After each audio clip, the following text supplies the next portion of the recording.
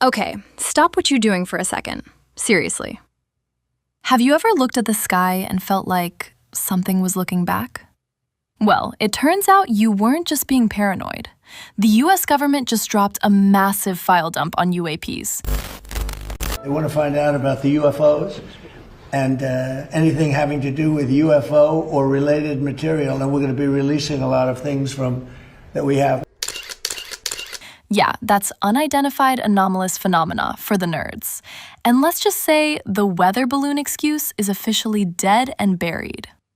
I'm Mila, and today we're diving deep into the secrets they finally stopped hiding. So, this month, we got access to new footage and reports that are honestly kind of terrifying.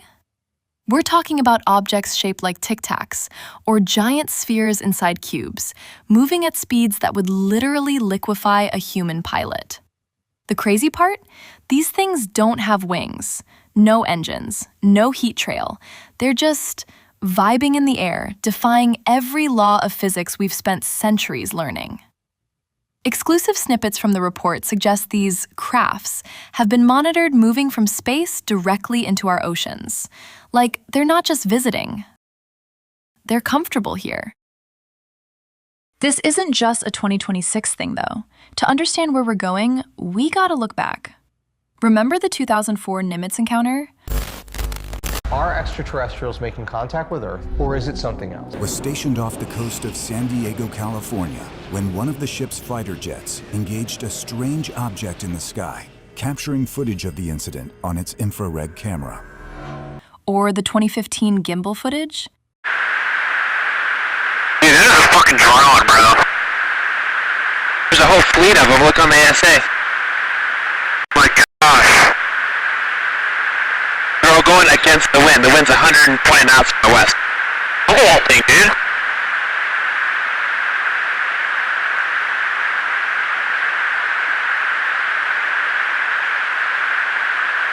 That's not our LNS though, is it? It's not. That is an LNS, dude. Well, if there's like... Look at that thing! It's rotating. Back then, the government was like, oh, it's just a sensor glitch, don't worry about it. Yeah, right. Now, they're admitting those were real. And it gets weirder. We're seeing a pattern that matches abduction claims from the late 90s. Specific electromagnetic signatures that freeze car engines and electronics. It's all starting to click, and honestly, it's a lot to process. Okay, before we get into the really creepy abduction cases from this past year, can we just take a second? If you're enjoying this deep dive into the unknown, do me a huge favor and smash that like button. It helps the algorithm realize we're actually onto something here. Subscribe to join our little secret society, and share this with that one friend who always knew the truth was out there. Also, this channel is a labor of love. If you want to help me keep the lights on and buy more coffee for these late-night research sessions, check the donation link in the description. Every bit helps Mila stay curious. All right, back to the spooky stuff. Now, let's talk about the non-human biologics mentioned in the latest hearings. There are reports of recent encounters in rural Brazil and parts of the Midwest where witnesses didn't just see lights, they felt a presence. We're seeing medical files being leaked that show strange biological markers in people who claim to have been taken. These aren't just stories anymore. They're becoming data points. And the Pentagon? They're low-key admitting they have retrieval programs for crashed craft.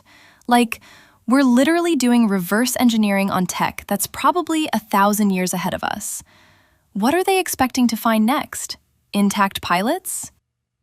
Some say they already have. A House Oversight and Accountability Subcommittee held a historic hearing on unidentified anomalous phenomena, also known as UFOs. Lawmakers heard from 3 witnesses today, including former U.S. military and intelligence community personnel who claim to have come into contact with such objects. Natalie Brand has more now from that hearing. We have nothing close to it. Retired Navy Commander David Fravor testified before Congress about an encounter he cannot explain.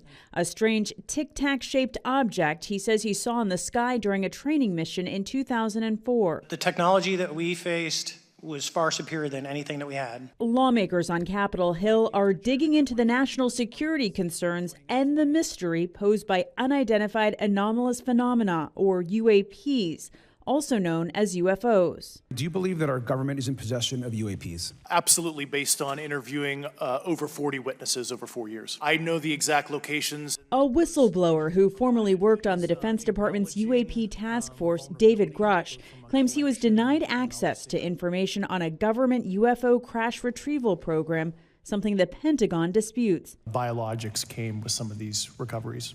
Were they, I guess, human or non-human biologics? Non-human, and that was the assessment of people with direct knowledge on the program I talked to. Congress members from both sides of the aisle are demanding more transparency from the U.S. Department of Defense. A recent report revealed the government is investigating more than 650 potential sightings. But Ryan Graves of Americans for Safe Aerospace says there's still a stigma around reporting. Right now, we need a system where pilots can report without fear of losing their jobs. The witnesses say better data is needed to determine what the identified objects are and their origins. 7 mission in 1965. This is Houston. Say again, 7. So we have a bogey at 10 o'clock high. Gemini 7, is that the booster or is that an actual sighting? So we have several, looks like the 3 up there, actual sighting. The truth is, the bag is open.